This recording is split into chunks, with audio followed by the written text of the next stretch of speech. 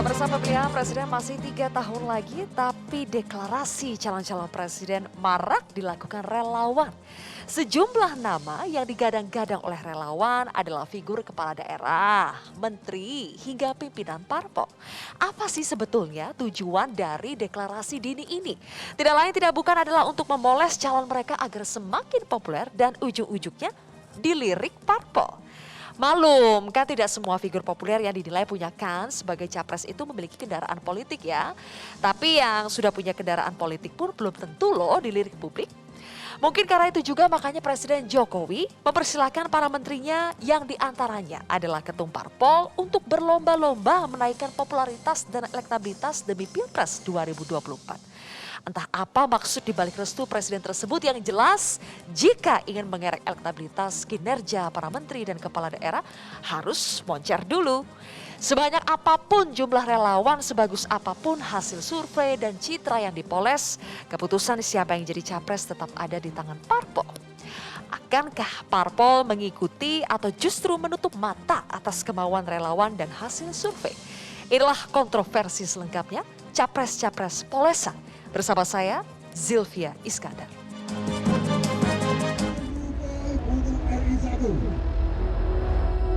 Kader Partai Gerindra Jawa Tengah menyatakan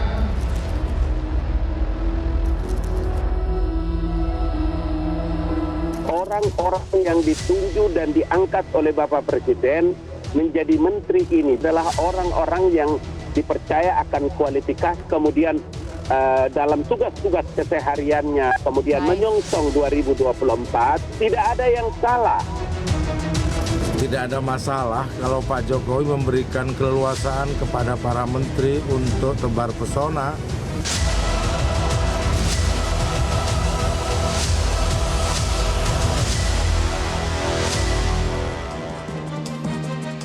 Pemirsa, bersama kita malam hari ini sudah hadir 5 orang narasumber di Grand Studio Metro TV. Di antaranya adalah Ferry Juliantono, Wakil Ketua Umum DPP Partai Gerindra. Kemudian Aceh Hasan Syazili, Ketua DPP Partai Golkar. Ada lagi Henry Satrio, pendiri Lembaga Survei Kedai Kopi. Andi Budiman, juru bicara PSI. Dan Herzaki Mahendra Putra, Koordinator juru bicara Partai Demokrat. Selamat malam Bapak-Bapak semuanya. Terima kasih sudah hadir dan sudah bergabung lewat sambungan Zoom. Ada Kapitra Ampera, politikus PD Perjuangan. Dan juga Wisnu Permadi, Ketua Deklarator dan Seknas Relawan Siap yang akan bergabung nanti. Oke, sebelum kita memulai perbincangan malam hari ini, kita simak dulu pernyataan dari Sekjen Partai Gerindra Ahmad Muzani berikut ini. Presiden memberi kebebasan kepada semua menterinya untuk melakukan popularitas dan menaikkan popularitas dan elektabilitas. Dan saya kira sebagai sebuah proses demokrasi ini cara yang sehat untuk memilih pemimpin-pemimpin. Makin banyak makin bagus. Kami sendiri di Gerindra, kami sendiri melihat itu sebagai sesuatu yang baik. Rakyat pilihan-pilihannya makin banyak makin bagus. Oke, Bang Ferry, benarkah Presiden merestui atau Gerindra menyimpulkan sendiri? Menurut saya Presiden tentu tidak melarang bahwa sekiranya ada menteri, kepala daerah yang kemudian melakukan kegiatan dalam rangka untuk menaikkan popularitas atau elektabilitasnya. Tetapi menurut saya yang harus ditafsirkan adalah bahwa siapapun boleh gitu, termasuk pejabat gitu. Tetapi menaikkan elektabilitas dan popularitasnya itu lewat prestasi-prestasi, apalagi kalau yang bersangkutan adalah menteri atau kepala daerah gitu. Nah, dari prestasi itulah kemudian masyarakat menilai yang dicerminkan dengan hasil survei. Bukan kemudian yang dilakukan itu kan kalau ini ditafsirkan menjadi satu kebebasan dan kemudian yang dominan itu adalah pencitraan bukan prestasi, itu khawatir nanti akan cenderung membuka potensi penggunaan fasilitas jabatannya untuk digunakan untuk kepentingan pribadi. Sudah kalau banyak, Menteri Gerindra, banyakkan prestasi apa pencitraan? Partai Gerindra dalam hal ini kan ada Pak Prabowo sendiri. Pak Prabowo alhamdulillah sampai sekarang kan surveinya sudah belum tinggi, popularitas juga semua orang juga udah Sehingga tahu. tidak perlu Jadi pencitraan lagi? rasanya ya nggak perlu ada kegiatan pencitraan. Dan kemudian menurut saya ya kalau kemarin ada relawan ya itu kan bukan pejabat yang dimaksud. Tapi dalam hal ini yang harus kita cegah adalah bagaimana penafsiran itu tidak kemudian memberi kebebasan kepada pejabat, baik kepala daerah maupun menteri, untuk menggunakan fasilitas-fasilitas yang ada untuk kepentingan pribadi dalam hal pencitraannya. Adakah menteri yang seperti itu? Ada oknum pejabat kementerian, misalnya contoh Kementerian Negara BUMN ya saya lihat, saya langsung aja, itu contoh yang menurut saya kurang baik. Bagaimana misalkan menyelenggarakan acara kegiatan menggunakan nama yang bersangkutan, KAP gitu, kemudian penggunaan fasilitas. Maksud Anda Menteri Erick Thohir? Ya, itu ini juga mengingatkan kepada beliau juga supaya tidak bisa menggunakan fasilitas jabatannya untuk penggunaan untuk kegiatan pencitraan. ATM udah gambar itu kan maksud saya, apalagi beliau kan bukan dari partai politik gitu. Jadi maksud Anda ini berlebihan menggunakan fasilitas ya, negara? Ya nggak boleh, itu penggunaan fasilitas untuk kepentingan itu. Jadi apalagi sekarang kan rakyat juga ingin mengaitkan misalkan dalam Kementerian Negara BUMN prestasinya apa ketika banyak tol dijual, Garuda bangkrut segala macam. Jadi ini bukan untuk sekedar mengingatkan pada kita semua bahwa nggak ada yang melarang untuk meningkatkan popularitas, tapi sebaiknya dari prestasi, bukan dari yang harus kita cegah dari penggunaan fasilitas-fasilitas. Tadi Sekjen Anda, Bang Ferry juga mengatakan ini sebetulnya cara yang sehat supaya para menteri bisa menunjukkan kinerjanya. Saya ingin tanya ke Mas Zaky, betulkah dengan Presiden merestui ini adalah sebetulnya cara yang sehat agar para menterinya masing-masing bisa menunjukkan kinerja yang baik? Ya, pertama pertanyaannya apakah benar Presiden merestui? Itu kan kita masih ragu Presiden merestui belum pernah dengar statement beliau seperti itu satu. Yang kedua, kita lihat bahwa Pak Joko Widodo ini kan sendiri saat ini sedang fokus ya. Kita lihat mengatasi masalah pandemi dan juga krisis ekonomi pasca pandemi ini gitu loh. Nah, kami sendiri dari Partai Demokrat juga tentunya menyoroti hal itu, karena bagaimanapun kami yang di luar pemerintahan saja, fokus kami saat ini adalah bagaimana bisa membantu pemerintah mengatasi pandemi dan juga dampak ekonomi ikutannya. Tentunya harapan kami adalah yang di dalam pemerintahan bisa lebih fokus lagi dan punya kerja lebih keras lagi untuk membantu Bapak Presiden Joko Widodo gitu terkait dengan masa penanganan pandemi maupun krisis ekonomi sebagai dampak ikutannya gitu loh. Juga janganlah kemudian terlalu dini menurut kami, tetapi kan setiap orang punya hak ya. Hanya harapannya begini, sebagai pejabat publik ada fokusnya nih gitu. Menteri adalah pembantu presiden. Tugasnya membantu presiden, bukan meningkatkan elektabilitas. Kemudian kedua yang menjadi masalah besar adalah pada saat tadi seperti disampaikan oleh Bang Ferry, kami sepakat. Jangan sampai terjadi semacam konflik kepentingan atau pemanfaatan fasilitas untuk kepentingan pribadi. Anda sudah melihatnya sekarang itu terjadi? Ya, itu masyarakatlah yang menilai gitu loh. Saya Bang Ferry Tapi tadi Anda juga katanya setuju dengan Bang Ferry, berarti setuju di bagian mananya?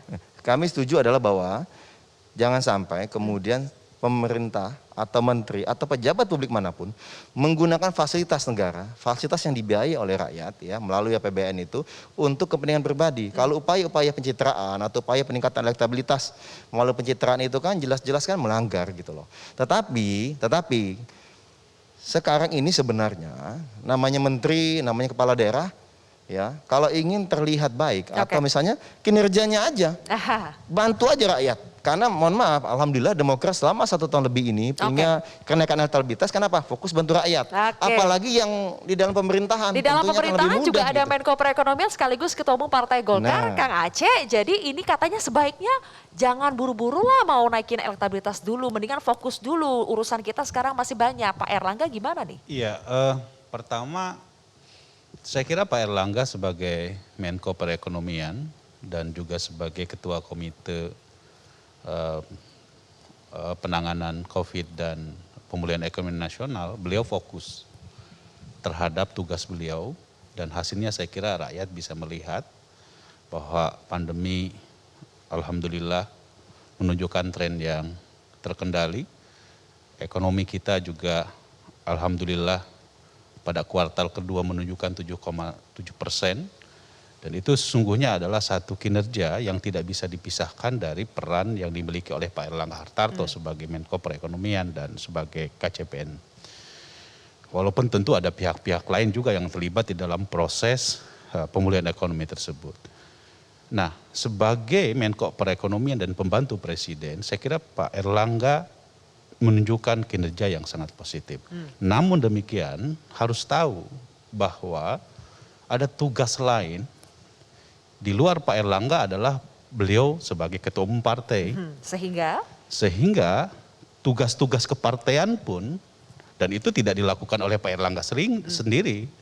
Karena tugas partai politik salah satunya adalah bagaimana partai mampu mendorong kader-kader terbaiknya untuk bisa menaikkan Jadi elektabilitas. tugas Golkar lah ya untuk memoles Pak Erlangga. Tentu. Karena itu banyak baliho, Karena itu baliho Pak adalah Erlangga. bagian dari tugas penting dari kepartean. Kita tahu bahwa dalam ilmu politik salah satu tugas partai politik adalah bagaimana kita mempersiapkan kader-kader terbaiknya untuk mengisi posisi-posisi strategis di kenegaraan, termasuk menjadi nomor 1 gitu. Tapi ini sama sekali tidak mengganggu tugas utama Pak Erlangga sebagai Menko, karena tugas kepartean ini dilakukan oleh kader-kader partai dari mulai tingkat pusat, provinsi, kabupaten, Jadi kota. Pak Erlangga fokus saja untuk kerja. Pak Erlangga sendiri beliau ada fokus terhadap kerja. Karena apa? Karena keputusan untuk menjadikan Pak Erlangga sebagai capres itu adalah keputusan musyawarah nasional yang sudah diputuskan di tahun 2019. Jadi saya kira dua hal yang seharusnya kita tempatkan secara proporsional gitu. Dan saya kira Presiden Jokowi tentu beliau juga sangat paham bahwa dalam konteks negara demokrasi, ya, di samping tugas fokus kita pada penanganan COVID, yang paling penting juga tugas-tugas konstitusional yang dimiliki oleh partai politik tetap harus jalan. Jadi sebetulnya betul ya Kang Aceh kalau Presiden itu merestui menteri-menterinya untuk memoles dirinya supaya tebar pesona lah ya gitu ya. Enggak, saya kira Presiden akan elektabilitasnya bijak ya terhadap bahwa kita ini negara demokrasi. Pandemi harus diselesaikan, tetapi tugas konstitusional partai politik juga tetap harus jalan. Karena itu adalah bagian dari upaya kita Saya ingin tanya untuk kepada mendorong demokrasi kita. Partai yang berada di luar kabinet, PSI, tadi juga sudah Demokrat. Saya ingin tanya kalau PSI melihat kabinet yang sekarang, betulkah terutama 2 menteri yang juga menjadi ketua umum partai politik ya, benarkah mereka berhasil menunjukkan kinerja yang baik meskipun di saat yang sama nyambi juga untuk siap-siap diri menjadi calon presiden? Pertama saya ingin memberikan tanggapan terkait kalau benar misalnya apa yang disebut oleh Pak Mujani tadi bahwa Presiden merestui para menteri untuk menaikkan elektabilitas. Saya pikir konteksnya adalah seorang presiden atau siapapun di antara kita tidak punya hak untuk melarang warga negara untuk mencalonkan diri sebagai presiden. Itu adalah hak politik yang tidak boleh dibatasi. Yang membatasi hak politik tadi adalah pertama adalah etika sebagai seorang pejabat publik, yang kedua adalah batasan hukum. Yang dimaksud sebagai batasan hukum tentu jelas, tidak boleh menggunakan fasilitas atau uang pajak rakyat untuk kegiatan politik dalam konteks menaikkan elektabilitas. Itu batas hukumnya. Batas etiknya mungkin lebih abu-abu. Misalnya bagaimana agar seorang pejabat publik tidak memanfaatkan momentum-momentum tertentu atau fasilitas-fasilitas negara, tapi sebetulnya itu bisa dipakai untuk menaikkan elektabilitas atau untuk kepentingan pribadi. Ini wilayah etik.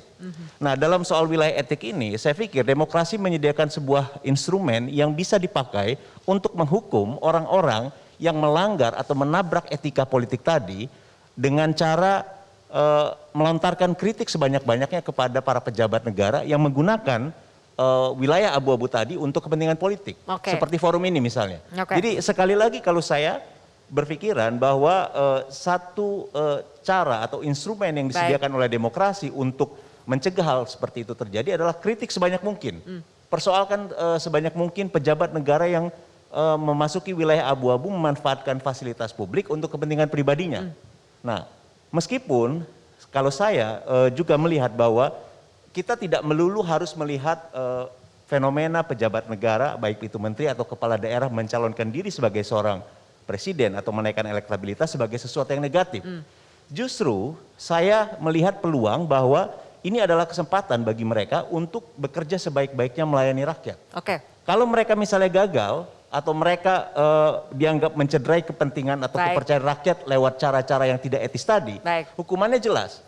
Orang akan kehilangan kepercayaan, orang akan kehilangan atau tokoh tadi akan kehilangan integritas di mata masyarakat. Baik. Dan hukumannya adalah mereka tidak akan dipilih. Jadi Oke. saya pikir Oke. ini masih dalam batas-batas yang sehat, kita bersama-sama mengawasi Oke. para pejabat negara yang akan mencalonkan diri tadi. Baik, tadi Anda mengatakan ada wilayah abu-abu yang sebetulnya tidak boleh dimanfaatkan untuk demi kepentingan pribadi. Mas Hensat, Anda melihat itu terjadi, ini enak ya kalau misalnya menteri yang punya kendaraan politik, apa yang mereka lakukan itu bisa dibilang itu kerjaan partai. Tapi yang tidak punya kendaraan politik ini dianggap memanfaatkan fasilitas negara. Bagaimana Anda melihat dua konflik ini? Ya, itu tadi dulu tuh menariknya. Ah. Ini Pak Jokowi beneran ngomong gitu nggak sih? Nah. Kalaupun beneran ya, kita bayangin Pak Jokowi lah. Kan kita juga nggak tahu tapi isi hati ya Pak Jokowi. Bisa aja dia bilang, ya udah silakan aja kalau mau promosi aja gitu. Rapopo. Rapopo lah, tapi ya beneran rapopo nggak gitu? Jangan-jangan, wah ini dilihat satu-satu kan, ini menteri ini sibuk sama pencalonan, begitu ada reshuffle, minggu depan ya katanya ada reshuffle ya. Itu langsung diganti aja gitu. Langsung diganti. Nah ini makanya saya setuju juga, Kang Andi bilang ini harusnya jadi momen nih. Ya. Tapi jangan lupa, begitu Anda gagal, Anda di reshuffle. Nah, sekarang kan masalahnya, masyarakat Indonesia itu, kadang-kadang nih pejabat kita suka lupa, kalau kita tuh pinter, rakyat Indonesia tuh pinter. Jadi begitu ada yang nyeleneh sedikit gitu ya, ini lagi pandemi pasang, coba ya, saya bingung deh. Baliho, masang baliho. Masang apa? baliho pas pandemi. Tapi kan sebetulnya ada perintah tuh dari pemerintah, nggak boleh keluar rumah. Terus justru pemerintahnya sendiri yang pasang-pasang baliho gitu. Seperti kayak, wah ini nggak mungkin nih rakyat Indonesia nih mau pada stay di rumah nih. Pasti ada yang kabur-kaburan jalan-jalan, makanya pasang baliho gitu kan. Kan kadang-kadang suka susah gitu. Nah balik lagi ke topik ini lah. Yang pasang baliho ini ada ketumnya Kang Aceh nih di sini nih. Iya ini sekalian makanya, sekalian ngomong saya. Nah tapi begini, nggak, tapi kalau dari hasil survei Kedai Kopi, baliho tuh salah satu hal yang bagus juga untuk peningkatan popularitas selain di TV. Jadi wajar kalau pada naruh situ. Nah, yang nggak wajar tadi, itu kan ya. sebetulnya yang menggunakan fasilitas negara tadi gitu.